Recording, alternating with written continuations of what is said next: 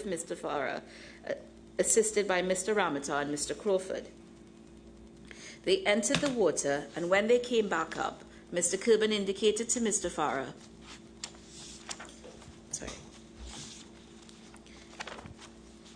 that he went to the bottom of the riser and went as far as he could to go with the umbilical. That is about 10 feet into the pipeline.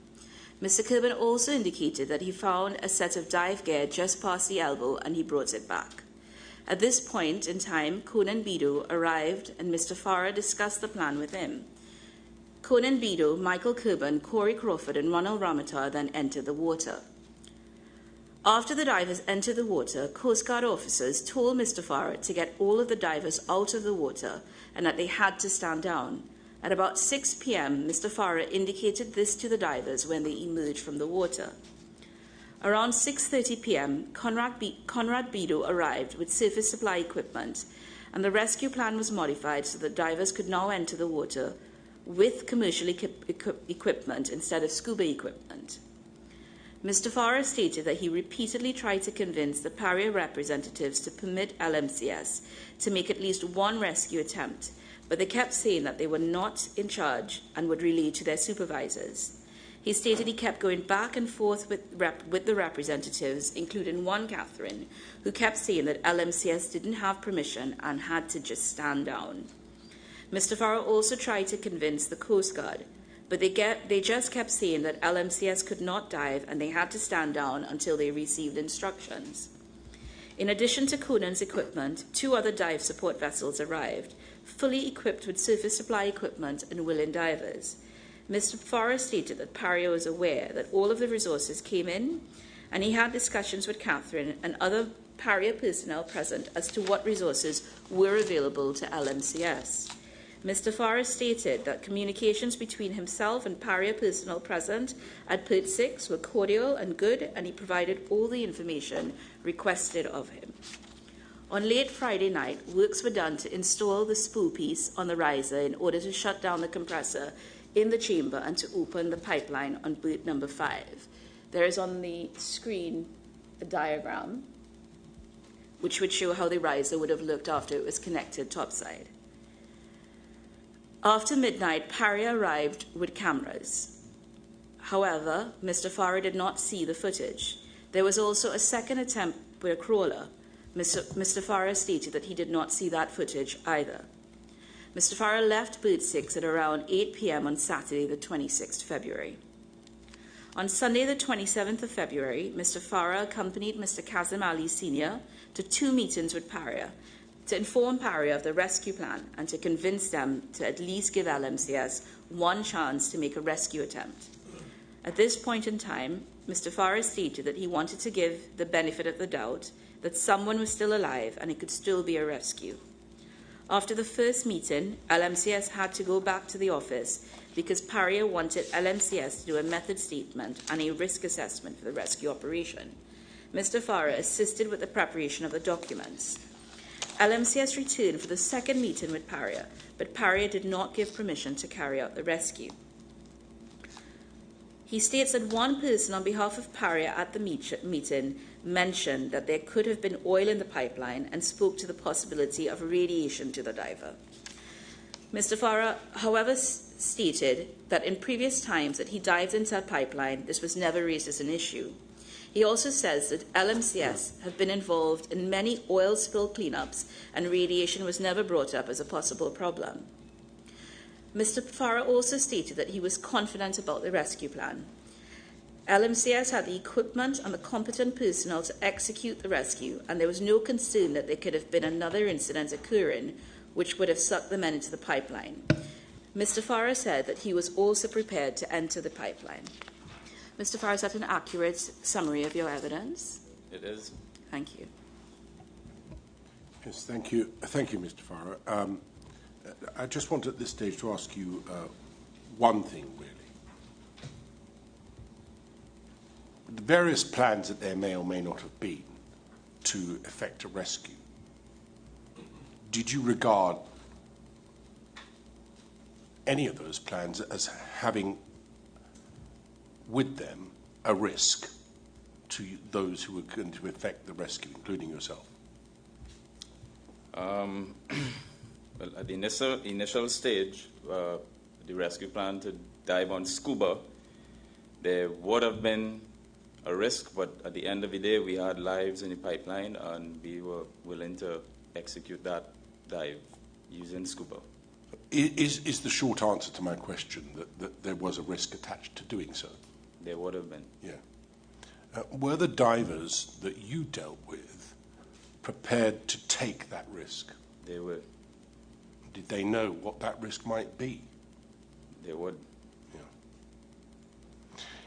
Is there a sort of fraternity amongst divers in this world, particularly in this country? Yep. Probably everywhere. If you were in the pipe, would you expect someone to come and try and save you? Most definitely. Even if it was a risk to them? Yep. Yeah. Thank you. All right. Can I ask first of all, I'm going to ask everybody else first if they would like to ask any questions, and if they do, put their hand up. Yes. All right. Well, what we'll do is we'll hear first of all from Ms. Alfonso, please. Thank you, Mr. Chairman. Good morning. Good afternoon, Mr. Farrar. My name is Enquiry Alfonso. I'm representing the interest of the SWWTU. I know that you say you were the diving supervisor on the 25th of February of this year in respect of this matter. Do you have any special, I don't know what the right term is it ticket or card as a dive supervisor? You have any specific training as a dive supervisor? Not as a commercial diver. You said you're a commercial diver. No, not as a dive supervisor. Okay. Only commercial diver. Okay. To your knowledge, is there specific training to be certified as a dive supervisor? There is, yeah. Okay. But you don't have it? No. Okay. Have you received training as a dive supervisor as opposed to certification? No training. Okay, thank you very much for that. On this day, on the 25th, in the afternoon of the 25th, who were you're the dive supervisor, who were the standby divers? Well, at that point in time, we had Kazim Jr. as a standby diver, but once a dive operation is going on, all divers are considered as standby divers. Okay, help me out with that, Mr. Farrar. You had 4 divers in the habitat, yes? Yeah. So they were actually doing things in the habitat, they were doing work in the habitat? They were doing work, yeah. Okay, so those 4 people could not be standby divers? Yeah, they could. They could be sitting back while the other 2 divers were working, and if anything happened, they would assist those divers and take them out of the chamber. Mr. Farrar, you would know whether all 4 divers were assigned tasks in the habitat that day? A particular task to each diver? Yes. No. Okay, so how many divers would have been used to do the work in the habitat? 2 divers. 2 divers. So you're saying that 2 were active participants in the work and 2 were standby? Yeah. Okay. Is it normal in your experience that the standby divers would be in the same environment as the actual divers, so that if there was something untoward happened in the habitat or around the habitat, they wouldn't be in the same situation of the active participants, the active divers? Well, whilst working in the chamber, it was a dry environment. So it was not considered that they were diving at that point in time.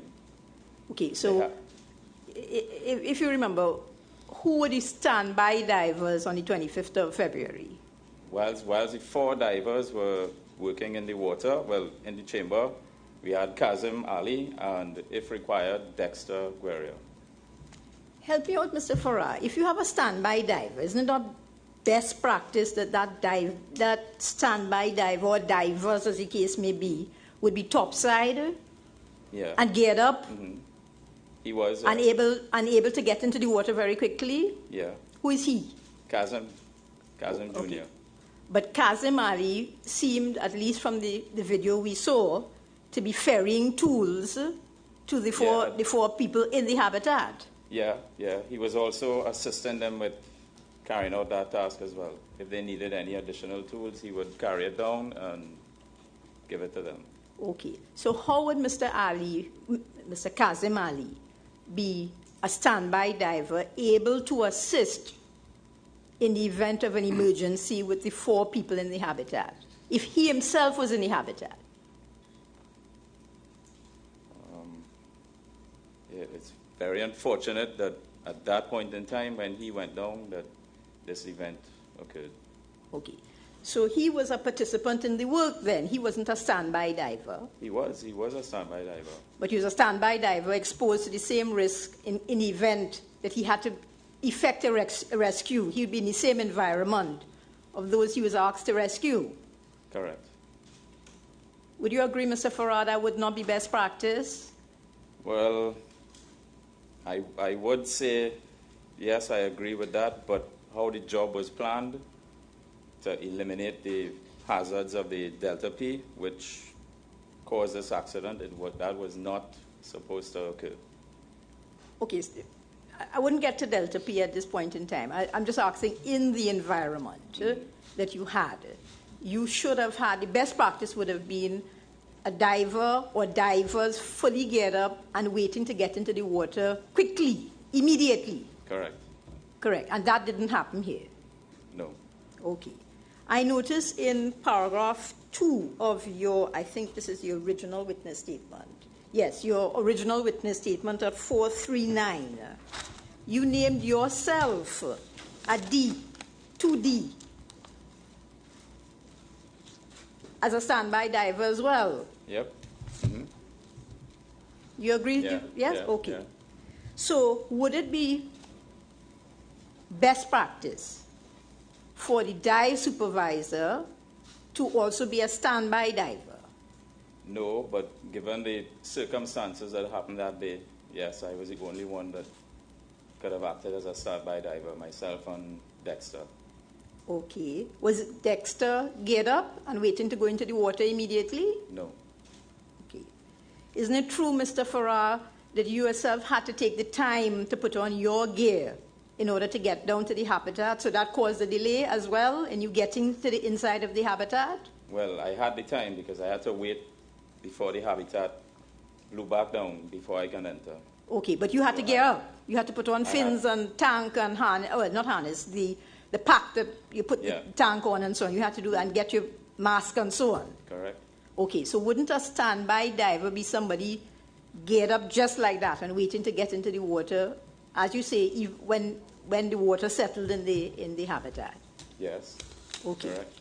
And you had, Mr. Farrar, specific duties on the 25th in terms of monitoring some sort of live feed of the habitat. Correct. Okay. Wasn't that your primary duty? It was. So you would agree with me then that, okay, so do you think in retrospect that having a true standby diver, fully geared up, fully able to get into the water immediately, not taking away the dive supervisor off the job, that would be the best practice? Correct. Thank you, Mr. Farrar. In your supplemental witness statement at page 444, you mentioned that there were 2 standby divers in the habitat and 2 standby divers topside.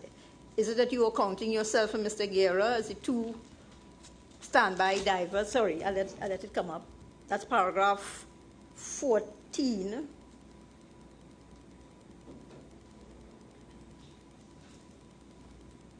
You see that there? Yeah. Is that correct? Mm-hmm. Were you counting Mr. Guerra and yourself as the 2 topside standby divers? No, that would have been Kazim Jr. and Dexter. And Dexter. Okay, thank you. Going back to best practices, Mr. Farrar. You have already said that this job was done with scuba, right? Scuba equipment, Yeah. right? And people who are certified to use scuba equipment. Even if it is in hindsight, no. in your view, would it have been better to have commercial divers undertake these duties that were required of them, such as like Mr. Cont'd, Bedu, and so on? And yourself and Mr. Bedu, both commercial divers. Right.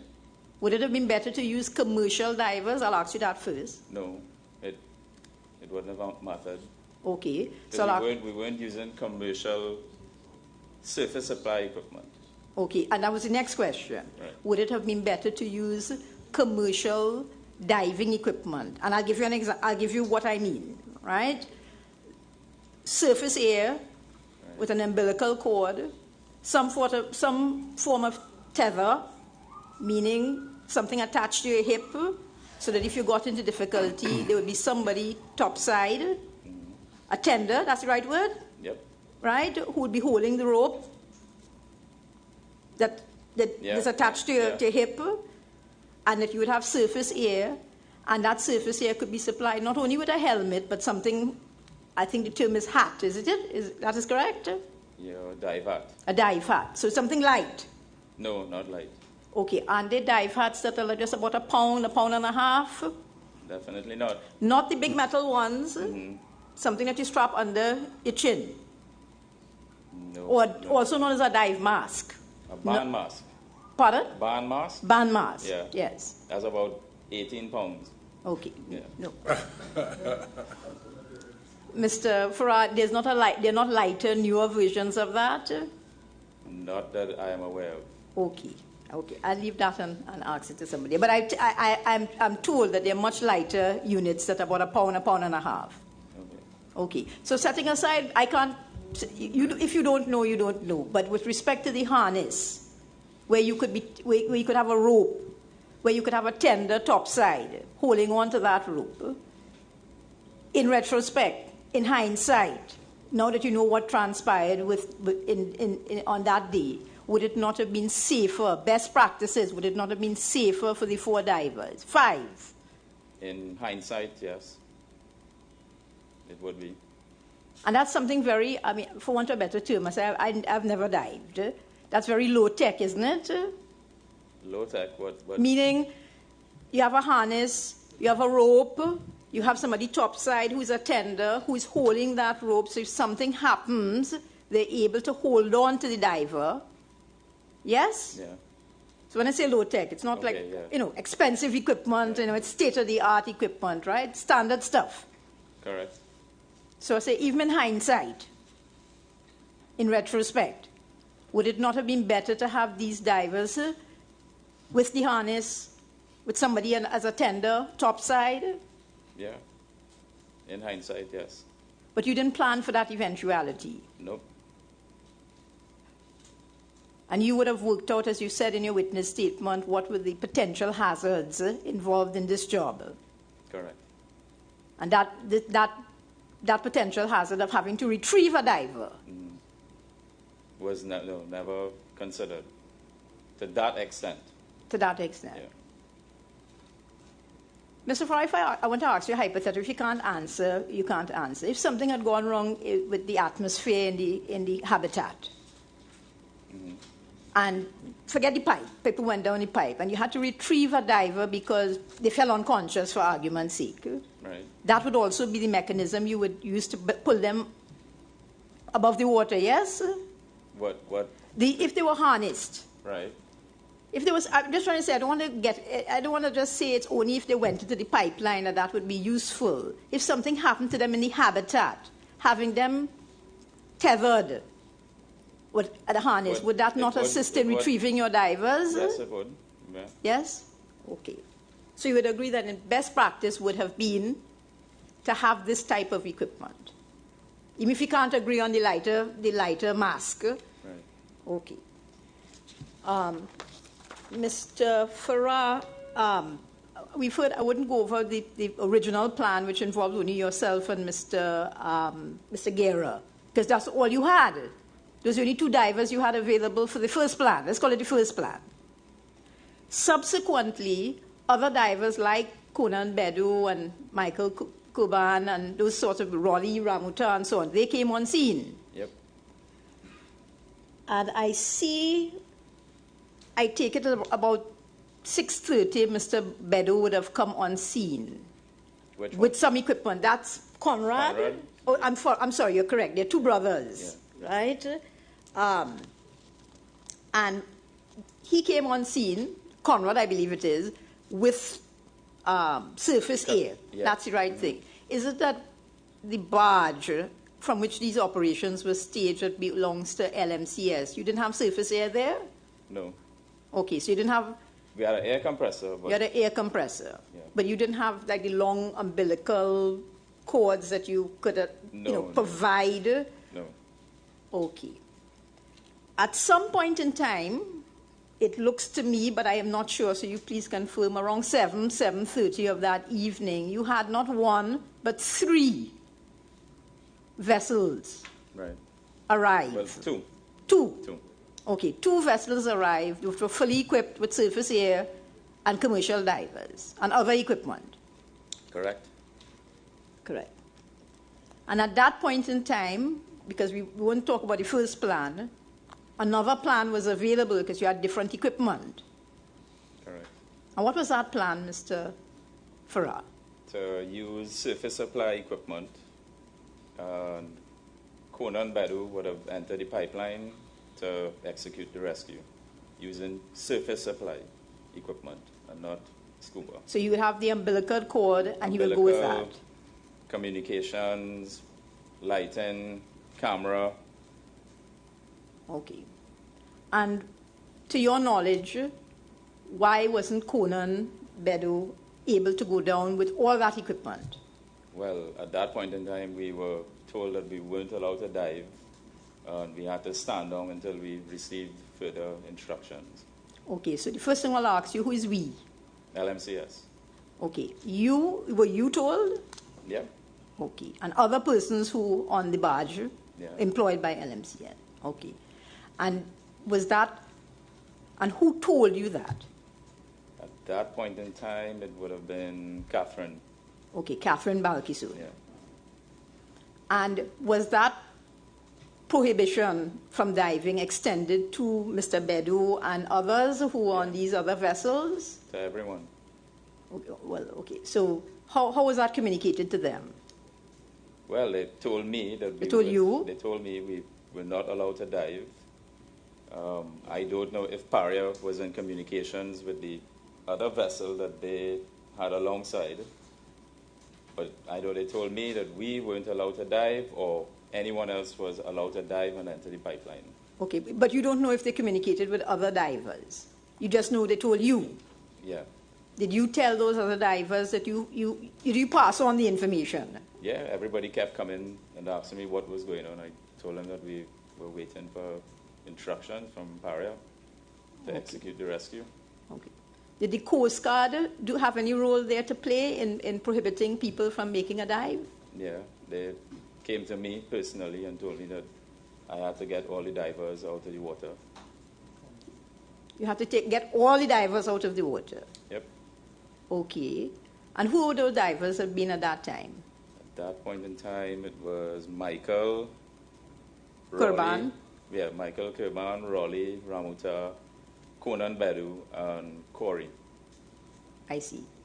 And did they comply? Yep. They came out of the They water. came out. And they went where? Onto the barge. Onto LMCS's barge. Yeah. I see. Thank you very much, Mr. Farah. Thank you for that. Thank you. Mr. Biggers, did you want to ask any questions? Oh, sorry. I do have a few questions. Thank you very much. Go ahead. Good afternoon, Mr. Farah. Good afternoon. My name is Chase Pigos, and I represent the interest of Kenson. I'd like to take the witness to paragraph 20 of his supplemental witness statement, which can be found at page 445 of the witness statement bundle.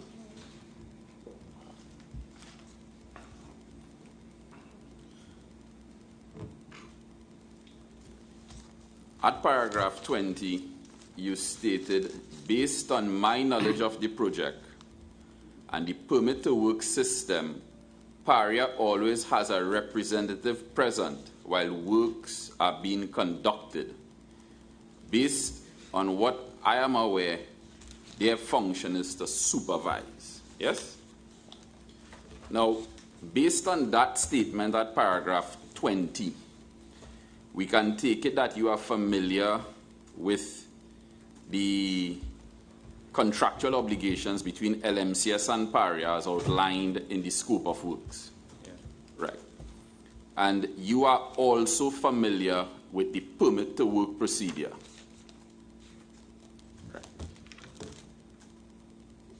Mr. Chairman, I'd like to take the witness to the permit to work procedure, which could be found, sorry, not the permit to work procedure, the scope of works, which could be found at page 546 of the witness statement bundle. It's attached to the statement of Kazim Ali. It's also in the core bundle, but I'm using it from this location. Yes, let's have it up then, please. Where are we? Just remind me the page number. 564. Thank you. No, I'm seeing 546. 546 Yes. of the witness statements, yes? Of the witness statements, yes.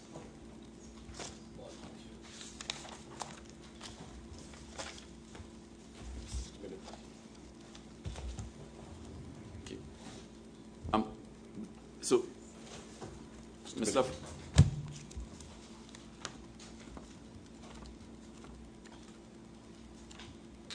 Yes.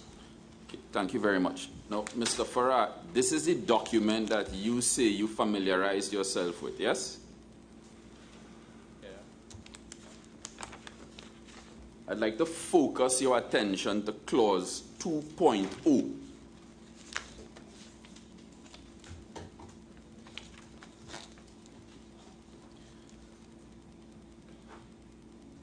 You can indicate when you had the opportunity to read it, please.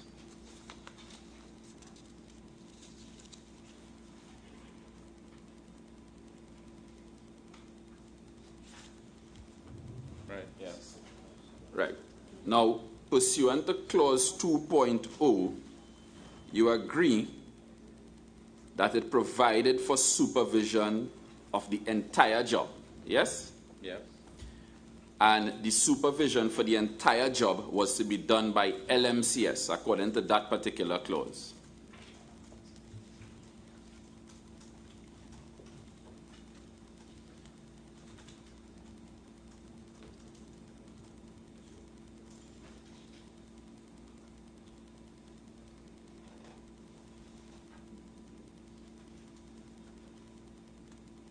According to that clause, LMCS is supposed to supervise the job.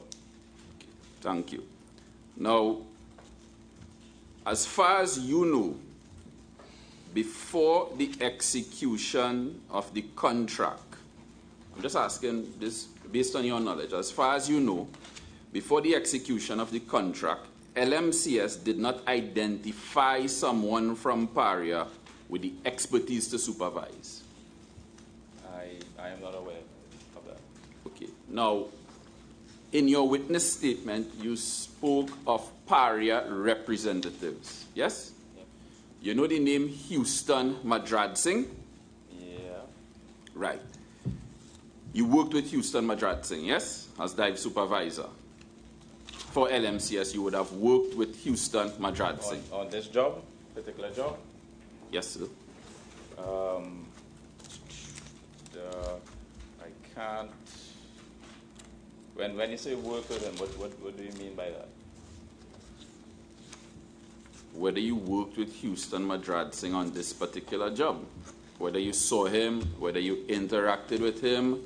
No, I don't know them.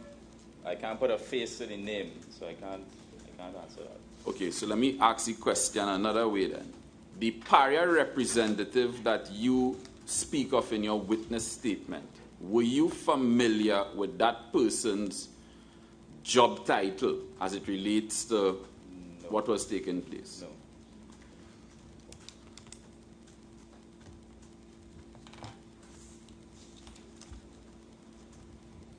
Just for my clarification, You know the name Kurt Scott?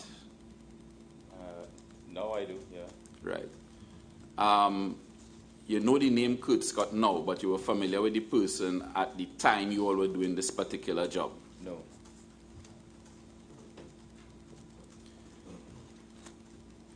When you were executing your duty as dive supervisor on this job, is it that you did not interact with the offshore operator? Which would have been Kurt? Yes. Yeah, I interacted with him. Good. You interacted with Mr. Scott before the day of this incident? Yeah. Right. Correct. Now, based on your interaction with Mr. Scott, you would have been aware that he didn't have the expertise to supervise LMCS. Yes? No, I can't answer that. All right. You have to take your answer.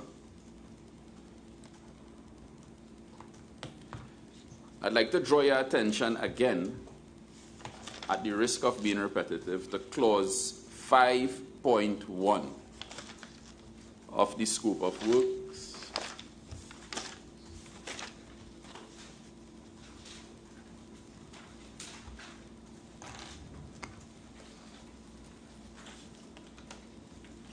And I'd read it for you in the interest of time. 5.0, contractor's responsibility. Supply adequate, competent, and certified licensed labor for the specific job functions, full-time supervision, materials, etc. You see that there? I do. Right. So here again, in addition to the general provision at clause 2, which was brought to your attention earlier, there's another provision under the scope of works which provides, for LMCS providing full-time supervision for the execution of this job. Agreed? Agreed.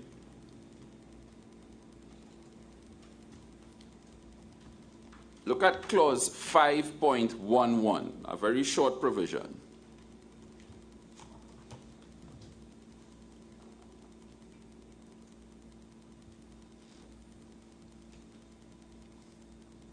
And if I may assist you, you agree that clause 5.11 says to have a designated person on site who can report on activities and progress to Paria's maintenance and operations personnel. Correct. This was LMCS's responsibility, yes? Correct. Almost through it. Can I direct your attention to clause 8.82?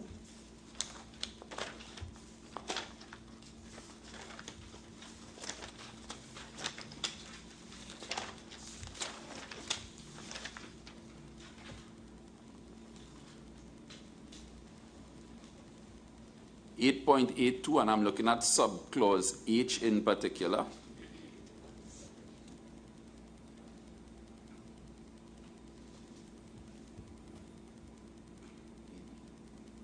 The contractor, tell me if you see this, the contractor shall provide competent and qualified management and technical personnel required for completing the following tasks: project management, Gantt charts, and project execution plan.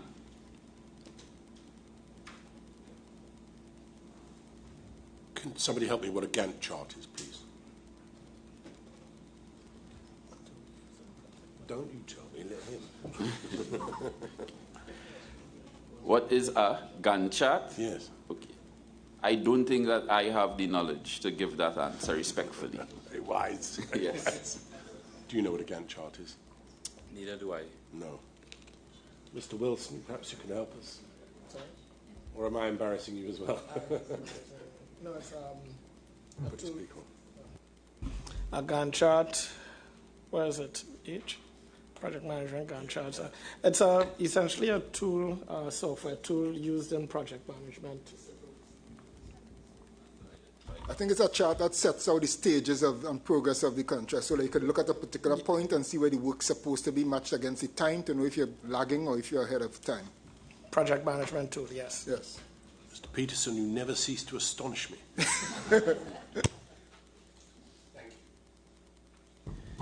Thank you very much. Mr. Farah, my question based on this provision is simple. In order for this to be effectively done, LMCS had to constantly supervise the works that was ongoing. Agreed? Agreed. Let me direct your attention to clause 9.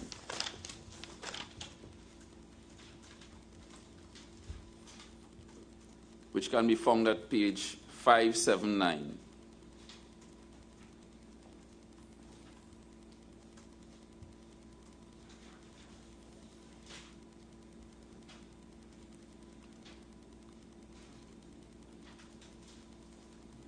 Now, sir, for yet another time, there's a provision which states the contractor shall provide competent supervision at all times during the execution of the job. And I wouldn't bother to read the rest because that's what is important for our purposes. You see that there, yes? Yes. And you agree that that provision places an obligation on LMCS to provide supervision at all times throughout the job. I think you should read the rest of it. I think it's important. Okay. My apologies. Contractor supervision must ensure that all employees on the job are aware of the hazards related to the job and the relevant control measures. You see that there, yes? Correct. So in addition to providing constant, what I would say, non-stop supervision for the execution of these works, there was an obligation on LMCS as well to ensure that all employees on the job, that's your employees, are aware of the hazards related to the job and the relevant control measures. You agree with that? Agreed. Now, having reviewed and familiarized yourself with the contract, I mean, sorry to interfere with my friend's case, but it is of some importance for us as well. Having reviewed and familiarized yourself with the scope of works, can you identify any contractual obligation, on Paria to supervise the works? From what you've shown me here, no, nothing. Thank you very much. Now, there is something, just one last area I'd like to address with you. Now, while these works were ongoing, I heard reference made to a monitor that was topside on the booth. Yes? Correct. Right. Now, one of the purposes of this monitor was for you to have sight of the divers inside the chamber. Agreed? Agreed. Right. Now,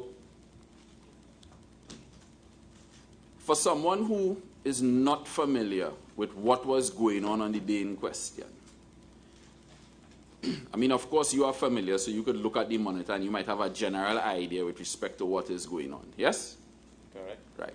For someone who is not familiar, I show up on berth 6 and work going on tomorrow. Can I look at that monitor and say with some degree of certainty the specific task that was going on?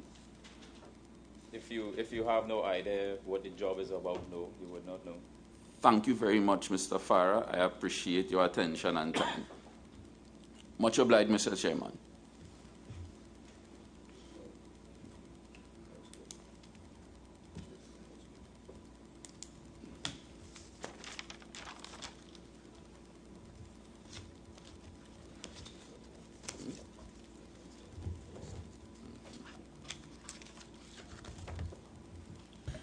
Yes, thank you, Mr. Ramadan. I'll pass on this. Thank you. Chairman, thank you very much. The questions you had posed, they are adequately. Sorry, Mr. Not at all. Chairman, I'm most grateful, but the question that the Chairman himself had posed covered the areas that I intended. So thank you very much. Mr. Peterson. Matu. afternoon. My friend, Mr. Mr. Matu, you're going to deal with I'm this going to witness? deal with it. Thank you. Good afternoon, Mr. Farrar. I have a few questions for you. I represent Paria.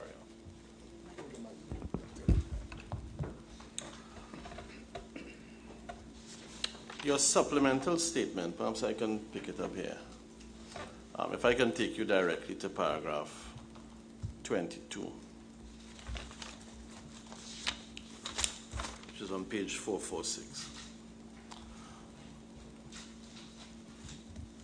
Now, I'd like us to look at this evidence in context, but let me just read the paragraph to you. Before I saw the gush of water, the last thing I saw was when the men were removing the mechanical plug. After the gush of water, the camera went blank. See that paragraph? This bit of evidence concerns the events of the 25th of February, correct? Correct. And when you say you saw the gush of water, that was from your position on top of the berth looking at the monitor. Is that correct? Correct. But as I understand it, and you'll correct me if I'm wrong, after the mechanical plug was removed, the inflatable plug then had to be removed, or at least dismantled. Yeah. Correct? Correct. I think it's common ground in this case. Well, the men also, Christopher Boudreau gave this evidence. The men removed the mechanical plug and then they attempted to remove the inflatable plug. You accept that? Right. Yeah. What's missing, at least to me, is that from your statement you give no account whatsoever of any activity in relation to the removal of the inflatable plug. You accept that? Right. Yeah. And you also accept that, chronologically speaking, the gush of water would have had to have come after the inflatable plug was touched by the workers. Correct. So in the context of your LMCS's overall duty to fully supervise the works and to undertake that supervision at all times, it's clear that LMCS was not supervising the work at a material time. Would you not accept that? No, we won't accept that. Okay. Apart from you, well, actually, let's get back to your obligations. I think you say in your primary witness statement that at paragraph 2, your obligation on the 25th of February was to supervise the aspect of the diving workers involved in the job to ensure everything is carried out in accordance with the job scope. That's correct? Correct. So you were the supervisor on that day, and you accept that you were to fully supervise. Correct. Yes? But notwithstanding that obligation, you did not see any activity in relation to the deflation of the inflatable plug. Is that correct? Yeah, I did. You did? They removed the mechanical plug and they were now attempting to deflate the inflatable plug. Insofar as you say in your statement, before I saw the gush of water, the last thing I saw was when the men were removing the mechanical plug. That's inaccurate. Wait, is it there? Up here? It's your statement, Right. paragraph No. 22. It should be in front of you. Yes,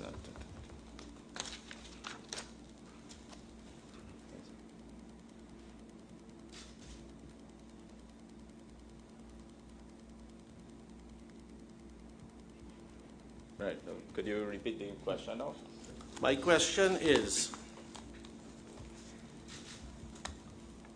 you never said in your statement that you saw any activity in relation to the removal or deflation of the inflatable plug.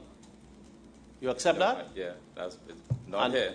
Yes. And also in your statement, you say the last thing that you saw before the splash was the men removing the mechanical plug.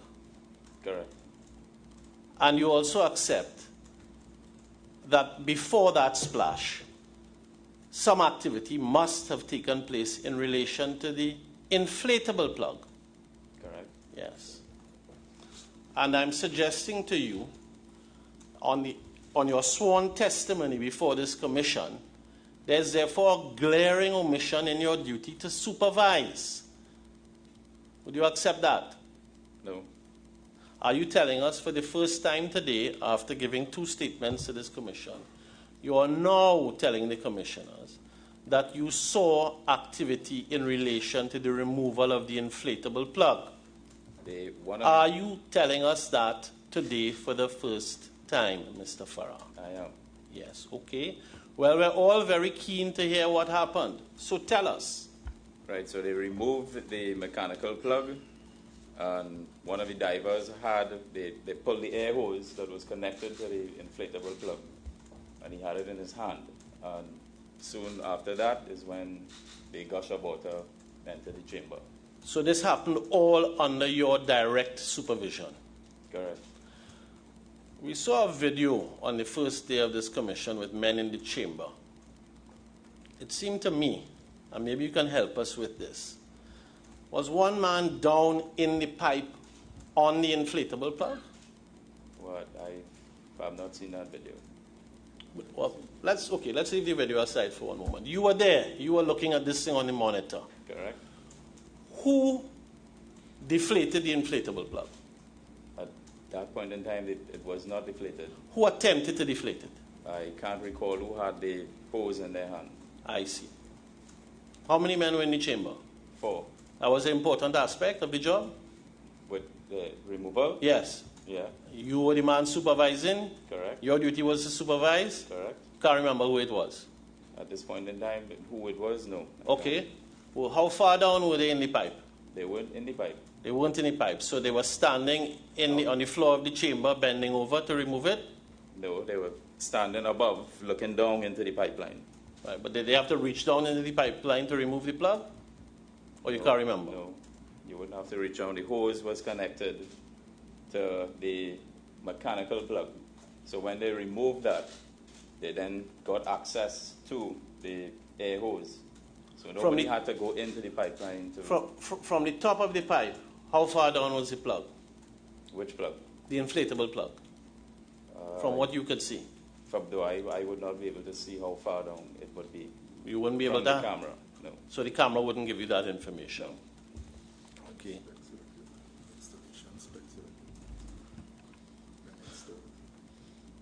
You know Mr. Jonathan Ramdan from Paria?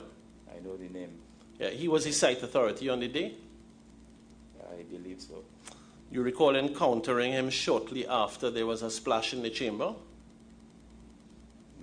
No, I don't. Mr. Ramdan has given evidence before this commission of inquiry that he arrived on a barge shortly after the splash. Right. You were on the barge? After the splash, yeah. Yes. His evidence is also that you were lying down on the barge holding your head. You dispute that? No. Because you were distraught. Correct. Extremely distraught. Not extremely, but... Quite distraught. Quite distraught. You had worked with this company for 7 or 8 years. Correct. You had gained all of your commercial diving experience under them. Correct. Most of the men, most if not all of the men were well known to you. Correct. You will agree with me that one element in an emergency situation, one of the things that is required for the development of a rescue plan is a person who has a clear head and is not emotional. Would you not agree with me? Correct. And it's also preferable to have someone who's not emotionally connected to the parties. No. You don't agree with that? No. You think it's a better practice to have someone making decisions who is emotionally connected to the persons involved? If that is who is available at that point. I'm not asking you who is available. I'm asking you best practice. I believe, yeah. It's best practice to be emotionally connected to the person in the situation who has to be requested. I do. And you formed that view based on your extensive training? Correct. They've taught you that in your safety training? Nobody taught me that, but that's what I believe. So that's a personal belief? Yeah. It's not one gained through a process of education? No. Okay. Would you agree that in order to execute a rescue plan, it is important to have as much relevant information as possible? Correct. Yeah, and one of those things is really to understand actually the nature of the event which has taken place, which has caused the incident. But when this happened, nobody knew it was Delta P. You accept that? When it happened? Yes. At the exact moment when it happened, no. In fact, all the prior planning to that, the hazard of the men being sucked into the pipeline was not considered by LMCS. Correct. Good. So when this happened, you actually had no real idea of what had transpired. No. And it was against that backdrop that you decided that you among others, that a rescue plan should be formulated in that void of information. Correct. Yes. Do you agree that in executing a rescue, it is equally important to consider the safety of the persons who are going to be engaged in the rescue? Correct. In fact, in LMCS's emergency, well, I mean, I know it's described as an emergency response plan, but I hesitate to call it that. But in your emergency response plan, we can pull it up if need be. But would you accept that one of the priorities is to safeguard human life? Yes. Yep. And in this sort of context, the life you'd be safeguarding as well would be the divers who are to implement that plan. Correct. And in fact, I'm going to read this to you. You tell me if you disagree with this statement. Following the assessment, on-site personnel are required to respond accordingly, without panic, and once it is reasonably safe to do so. Do you accept that as a good general guide? I do. You consider a man holding his head lying down on a barge as being one who could properly be categorized as a man without panic? If it was someone else, I'm not asking you that. I'm asking you whether you think that could properly be characterized as a man acting without panic. No. Oh, but you were the head man on the scene. Yeah, well, I was more frustrated that we were told that we were not allowed to execute the rescue. But you weren't told that at that time. Of course you we weren't were. told that. You were told that later on. At what time? You were told that later on in the afternoon, At what time? closer to 5 o'clock. But let me take you back to Mr. Jonathan Ramdan. When he came on the barge, At what time did he arrive? He arrived on the barge minutes after 3. Right. Right? That's when you were holding your head. We can go to his witness statement if you like. But that's when this was happening. Right. At what time was... I'm asking the questions. You're not asking the questions. What time was that? Was not shortly after 3? It would have been, yeah. And by that time, Paria hadn't issued an instruction to anyone not to dive. The permit was pulled from LMCS at just shortly after 3, which would have meant we were not allowed to do any diving. Okay. We'll come to the circumstances in which permits are pulled. But Paria didn't give you an instruction at that time that required you not to dive. Isn't that so? No, that's not true. Okay. So on your evidence, you received your instruction not to dive when? Shortly after I returned onto the barge and reported that the divers were not in the chamber. I see. And who gave this instruction to you? It was given to Dexter and then... No, I'm talking about you. Yeah. Okay, and this was communicated to you at what time? I would say just after 3 o'clock. Okay, can you... That would be an important matter, yes? The timing of that. Yeah. Right. Can you show me in your statement where you tell us about that? At that time.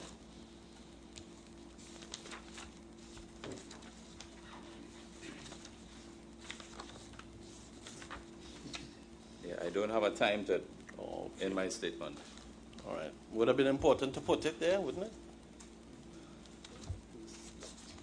Yeah. Okay. If I could recall the exact time. Right. But I know it was shortly after I returned onto the barge from making my dive into Right. the chamber. That's your evidence. Well, we'll look at it. In relation to the rescue plan as well, I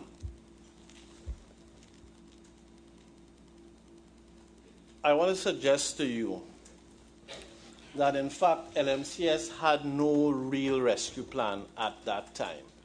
But what, in fact, was occurring was simply a mad scramble to try and get men out of the pipe. That's not true. Mr. Ahmad Ali came and he gave evidence before the commission. Are you aware of that? I am. You never contacted Mr. Ali to put forward a rescue plan, did you? Ahmad Ali? Yes. No. You didn't ask him to de-risk any plan, did you? No. You're not aware of anyone from LMCS who did at that time, are you? At that time, no. Right.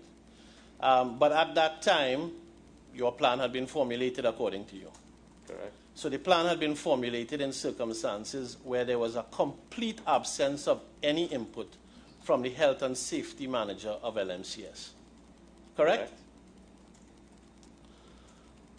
I'm also suggesting to you that on the 25th of February, you never shared any details of your rescue plan with Paria personnel. That's what they say. I'm suggesting that that is the truth. Okay. Do you accept it? No. I'm also suggesting to you that you didn't share it with Catherine Balkisoon at all. That's what she says. Do you accept it? Nope. You spoke about the revocation of the permits to work. You're familiar with the permit to work system.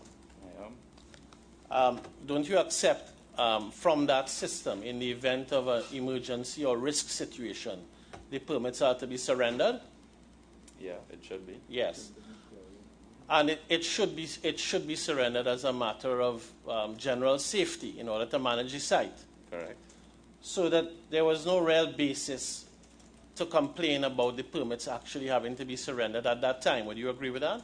At that time, no, but knowing that we had missing divers in the water, it should not have been done. But the permits which were pulled at that time in relation to the work on that day didn't really deal with that situation. So the permits didn't authorize that. Would you not agree with me? Did not authorize. The carrying out of rescue diving operations. If it did not, It didn't deal with it. It wasn't the subject matter of the permit. it was. That was a general work permit for the job. To undertake rescue operations on the 25th.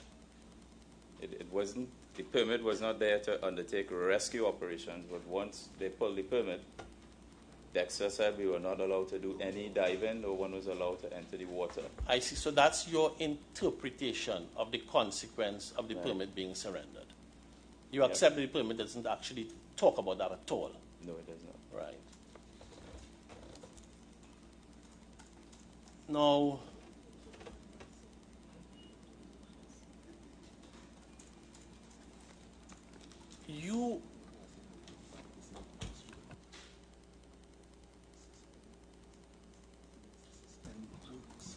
do you accept that it's a practice in the industry that once an event like this occurs, or some high-risk event like this, it's a practice that all permits should be surrendered or pulled? For the works in question. If you don't have the experience. For the works or? For the works. Let's take it in stages. The permit relates to certain works. Right, correct. Right? And if you don't know the answer to this question, that's fine. But from your knowledge, do you accept that when an accident or an incident of this nature happens, it's industry practice to stop the works and have the permit surrendered? Correct. Yes. Now,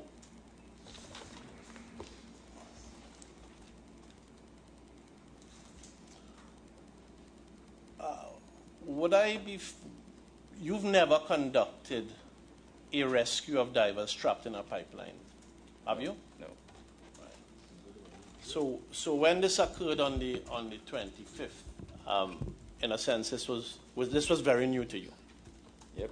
Yeah. Have you seen any of the witness statements in relation to the evidence by the witnesses to be given in this inquiry? No. Okay. You're aware of Lieutenant Hargraves from the Coast Guard?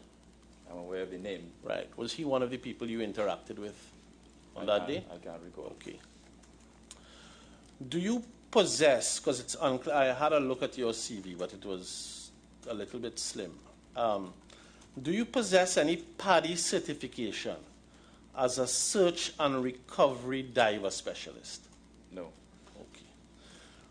Do you have any certification in relation to hazard and risk management awareness? Yeah, I do. Okay. From OSHA? From OSHA, no. Okay. And where did you get that certificate? From NEBOSH. Okay. You haven't provided us with a copy of it, have you? No. Would it be too much trouble to ask you to have it provided through your lawyers? Sure. Okay. Can you say, and when was that certification obtained? I think maybe 2010. 2010. So some 12 years prior. Yep. Did you is the nature of this certification, I imagine, would require some kind of refresher courses? No. No? No. So you get one certificate in 2010 and you're done. Yep. Just like being a lawyer. If you don't update yourself as a lawyer. Any form of continuing education in relation to that certificate? I've done risk assessment training over the years, yeah. All right. Any public safety certification? No. Any advanced public safety diver certification from PADI? No. Okay. I want to take you to the risks involved at the time your plan, as you call it, was being considered. And tell me if you'll accept the following. I think you accepted this one earlier. The cause of the incident was unknown. You accept that? Delta V. Right? No, at the time, the cause was unknown. At the exact Yes. moment in time? Yes. Yeah. And while the rescue plan was being formulated? No. Okay, so there came a point in time when you were aware that it was Delta P? Yep. Okay, and you communicated that to whom? To Dexter and Kazan Mali. I see. Did they say anything to you at the time you communicated it to them? No. Okay. They just didn't started agree? discussing what could have caused it. Did they agree? Did they disagree? They agreed, yeah. Okay, they agreed. But at the time it occurred, Delta P was unknown, at least for some time. Yeah. Right. Would you agree with me that a risk was that the environment at least had some quantities of oil? Yeah. And in fact, at the time, because LMCS had essentially not emptied the pipeline, because they had operated on the removal of on the creation of ullage, right. At that time, a risk would have been, or you believed a risk to be, that the pipeline was filled with water and oil. Water. Not oil? When I went into the chamber and looked into the pipeline, there was only water. Okay, but if there was oil, right. It would have floated up to the top. I see, but there came a point in time when Christopher Boudram came out a lot later when you were convinced there was oil in the pipeline. Correct. So at that point in time when you were formulating your rescue plan, there was... I'm sorry to interrupt you, Mr. Matu, but there was more than one rescue plan. I just want to... Can you just at least define it pre-Boudram or post-Boudram? Yes. Pre-Boudram, first rescue plan. At the time you were formulating that plan, you believed there was water only in the pipeline, is what you told us. From what I saw in the riser. Right. Yeah. So the plan would have been contemplated on the basis that there was water only. Correct. But we now know, after Boudram came out, that there was a fair amount of oil in the pipeline too. Correct. Yes? So that when you were contemplating the plan at that time, there was a live risk which you were ignorant of. No. So you didn't consider oil in the pipeline to be a risk? As you sit here today? I did, but if Christopher came out alive... No, come, Mr. Frank, come. We're dealing with a chronological flow of events here. My question is straightforward. You've told us, and if I get your evidence wrong, tell me. You've told us at the time that you formulated the first plan, you believed that the pipe was filled with water, not oil. Correct. I think you've also told us that when Christopher Boudram subsequently emerged, you accept that he was covered in oil and that there was therefore a quantity of oil in the pipeline. Correct. Okay. Do you consider oil in the pipeline to be a risk to take into account when planning a rescue operation? It could be, yes. Yes. I would take it into consideration. And my question, therefore, is, at the time that you contemplated the first plan, that plan was contemplated in ignorance of a real risk that existed in the pipeline. Would you agree with me? I do not agree. Okay. Now, when that first plan was being contemplated, did you know what was in the pipeline, apart from water, and your speculation that the men were in the pipeline? Did you know that anything else was in the pipeline? The scuba tanks were in the pipeline. Okay. You operated on that assumption? Yeah. Okay. Would you not, apart from the scuba tanks, the inflatable plug, did you form any view about it at the time?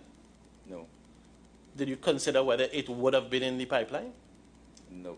Okay. Do you accept that if it was in the pipeline, it might have been a risk as to the rescue operations? If the diver went in and he encountered that plug, we would have to remove it. So it would not have been a risk to the diver. Okay. At that point in time. So you didn't consider the existence of the plug in the pipeline to be any kind of risk? No. Irrespective of the state of the plug? Yep. Okay. The plug was, we've gotten some evidence about this, and I may have it wrong, so you correct me if I have it wrong. But the plug was to be anchored for the purpose of removal. There was a cable involved. Which plug? The inflatable plug. Yeah, there was a cable. Okay. Did you take into account when you were conceiving the first rescue plan where that cable might be? No. Okay. Did you rule out the possibility that it might have been in the pipeline as well? If it was connected to the inflatable plug, yeah. Yeah. Did you consider it or you didn't consider it? Okay. Do you accept that persons entering the pipeline, that might have been a potential hazard for divers entering the pipeline? No. Okay. So the possibility of a diver or a series of divers entering the pipeline and getting entangled in a cable, you didn't, or sitting here today, you don't consider that to be a risk that should have been considered at the time? Nope. Okay. Did you consider at the time when that first rescue plan was being considered the mental state of the divers, of what that state might have been like in the pipeline? Which divers? The ones going in or the ones that were already in there? I'll clarify, sir. The divers who you believed to be already in the pipeline. Mm-hmm. Did you take into account what their mental state might be? Yeah. Did it occur to you that some of or all of them, if they were alive at the time, might have been in a state of panic? Quite possible. Right. Did you take into account that if that was possible, that could impair the rescue operations and endanger the divers who were engaged in rescue? That would have been a possibility. Right. Yeah. Did you take that into account? I did. And how did you mitigate against that? Well, the diver that was entering would have been connected to a tag line, and if he gave the signal to pull him back up, right, he would have given it, and the topside personnel would pull them back up. Yeah, but in in a situation with someone trapped in a confined space, do you think it's reasonable that the person seeking to be rescued may try and hold on to the rescue diver and not let go? Yeah, I would hold on, yeah. Right, and might that not pose a serious complication to the rescue diver in a 30-inch diameter pipeline? No. Okay. And what about the space, the narrow space in which the rescue divers had to work? Would you accept that too was a risk? Space confinement? No. Okay. When you conceived of this plan, what means of verbal communication did you have with the proposed rescue divers? Could you repeat? What means of verbal communication did you have with the proposed rescue divers? Yeah, we discussed the rescue plan together. No. When you are, let's fast forward this scenario. A rescue diver is now down in the pipeline. Right. Okay. What did you have any verbal means of communicating with that diver? No. None. Don't you think that would have been important? Yeah, we would have a tagline. So all you had was a pull and a tug. Correct. And that would tell you everything you needed to know about what was going on in the pipeline. That's what you're asking us to believe? Not everything. But That be fair, that is what it said. From your perspective, it would be sufficient, I'm asking you. It would. Right. Do you accept that having some means of verbal communication would be better? Yeah, I would. Yes. Did you make any attempt to acquire any apparatus or anything to allow for that to happen? I did. You did? I did. And none was made available? It was. You used it? You intended to use it? Of course we will. But you didn't mention that in relation to what the first plan was, did you? In your witness statement? That was not in the first plan. Well, that's what I'm talking about. The first well, plan. come on. Now, Mr. Mutu, it's a little unfair of you to jump from one plan to the other, which is why I've said to you from the start, which one are you talking about? Many of the questions you've asked are perfectly pertinent to the first plan.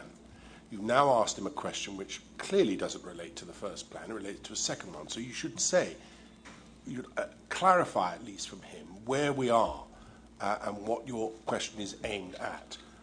Perfectly reasonable question, but you must make it clear what you're saying to him, first or second plan, or even a third. Yeah, I'm happy to do so. I just had never moved off of the first plan. Yes. The fact of the matter is that it's self-evident and clear from all of the evidence that there was no verbal equipment available at that stage. It became available later, as we know. Yes. When there was a further plan being formulated.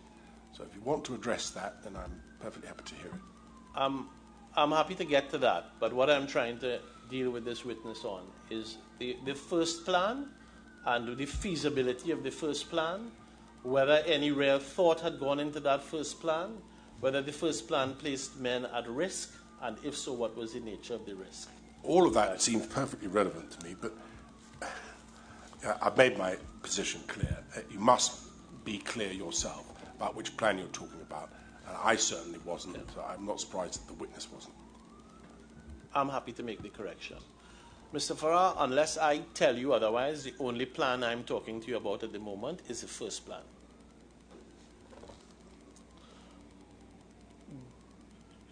Do you accept that poor visibility in the pipeline would be considered to be a risk? No. To be considered? No? Okay. Do you accept that with the presence of oil in the pipeline, that could impair visibility? It can. Yes. Are you aware of a concept called fatigue management? No. Okay. It's not something you've ever heard of? No.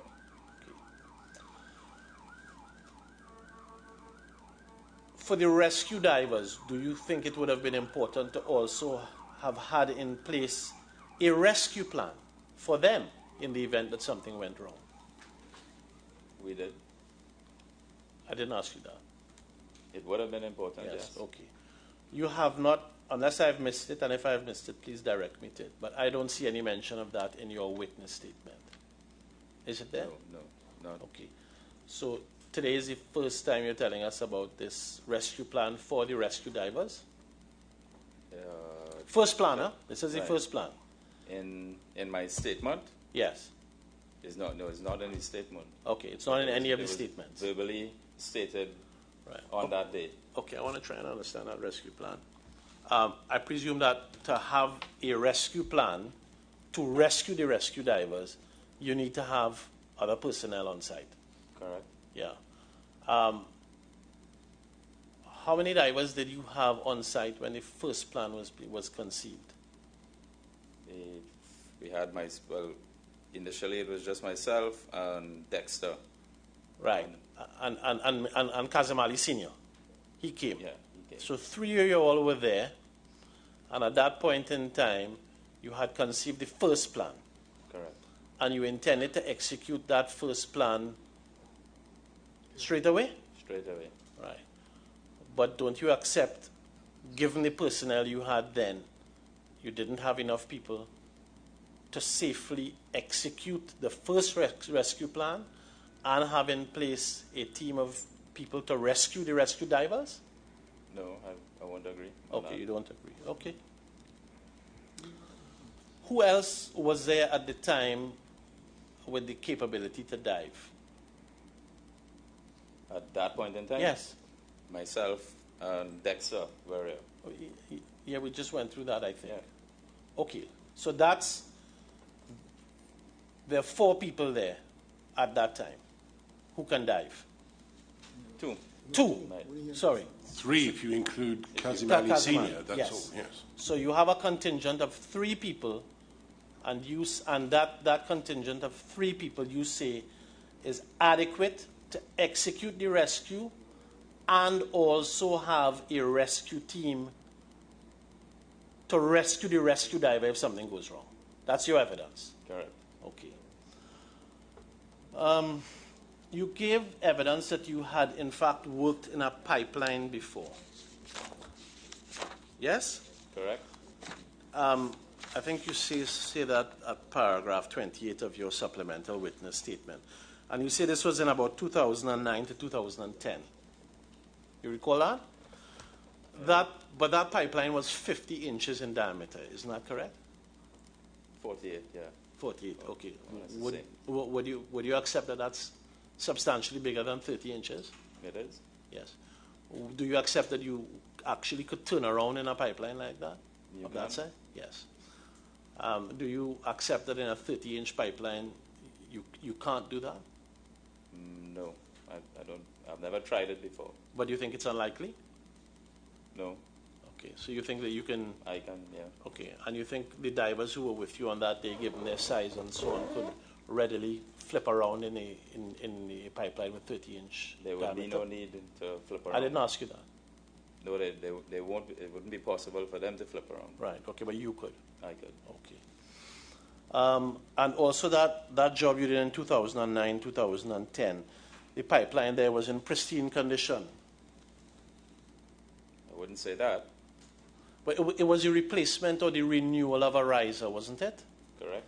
So when the riser was being inserted, it was being inserted having been renewed. Right. So the portion of the pipeline into which you had to go didn't have any oil on it, didn't have any substance. No. It was free and clear. Correct. Yes.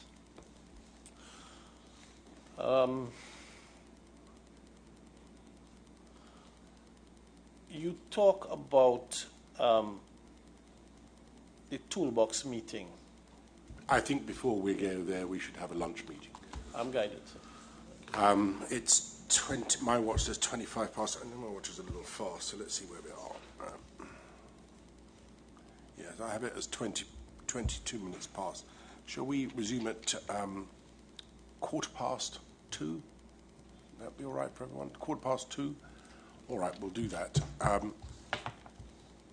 Mr. Farah, would you please adjourn for lunch now? Do not discuss the evidence that you've been giving or any of the questions you've been asked with anybody else at all, including your lawyer, all right? Please have a bit of lunch, come back at 2:15, and we'll carry on, all right? Thank you very much.